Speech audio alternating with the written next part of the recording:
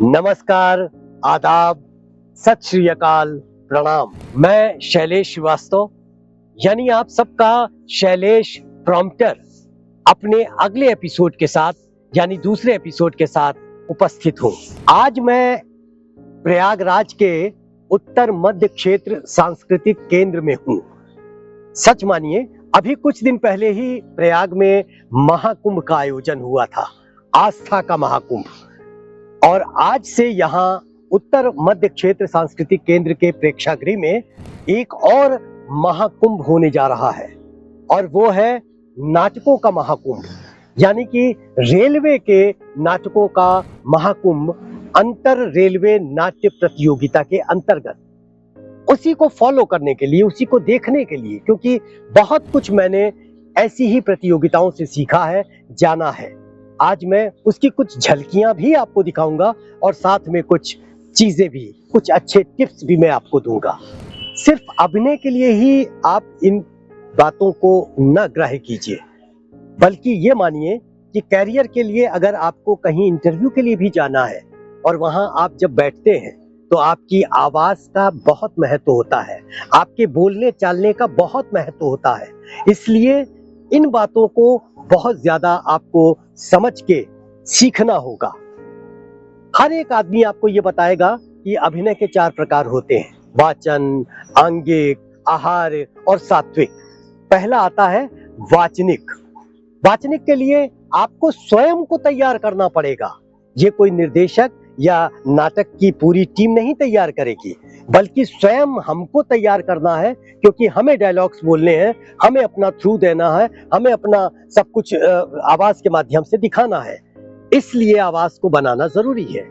जैसा पहले मैंने बताया कि आवाज को बनाने के लिए आपको ओम का उच्चारण करना है, उसी तरह उतार और चढ़ाव, यानी डायलॉग्स को ऊपर चढ़ाना और ऊपर से नीचे गिराना, इसकी प्रैक्टिस आपको करनी है व्यक्तिगत रूप से। और इस प्रैक्टिस को आप करेंगे, आप संगीत में भी थोड़ी सी रुचि रखिए और संगीत के जानने वालों के साथ भी उठिए बैठिए, उनसे आपको बहुत अच्छी अच्छी जानकारी मिल जाएगी।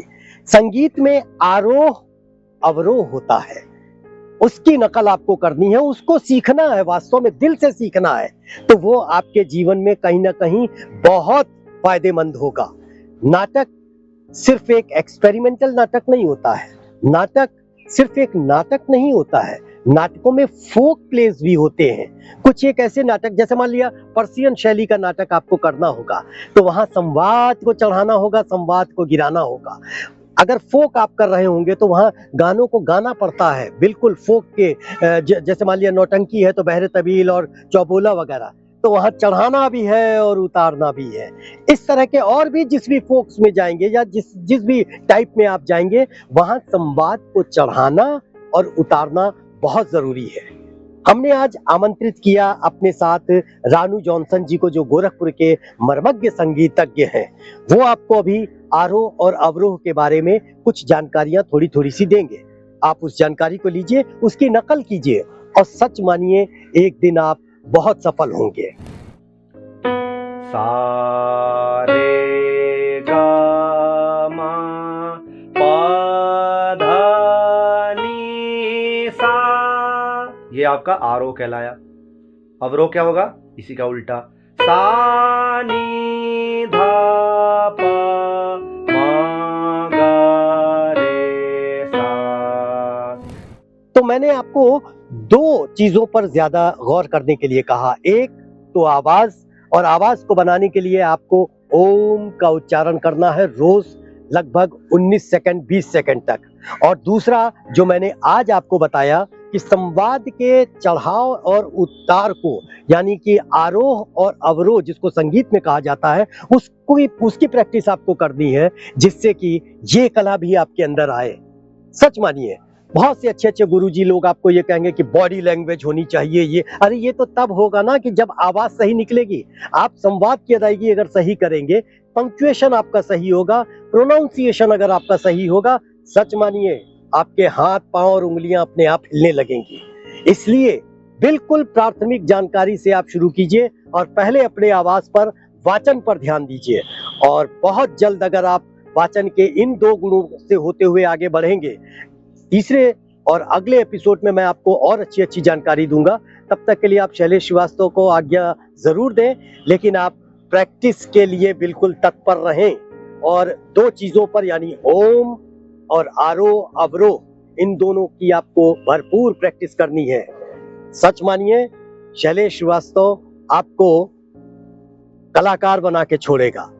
तो युवा साथियों, जितना जो कुछ भी शैलेश प्रॉम्प्टर ने आपको बताया, अगर आपको उसमें कहीं कोई समस्या है, कहीं कोई प्रश्न आपके जहन में आता है, तो आप नीचे ये जो व्हाट्सएप नंबर दिया गया है, इस पर व्हाट्सएप कीजिए और हमसे बात कीजिए और जानकारी लीजिए। मुझे बहुत अच्छा लगेगा, मैं अपने इन बच्चों के लिए कुछ बता पाऊंगा, कुछ सिखा पाऊंगा, कुछ जता पाऊंगा।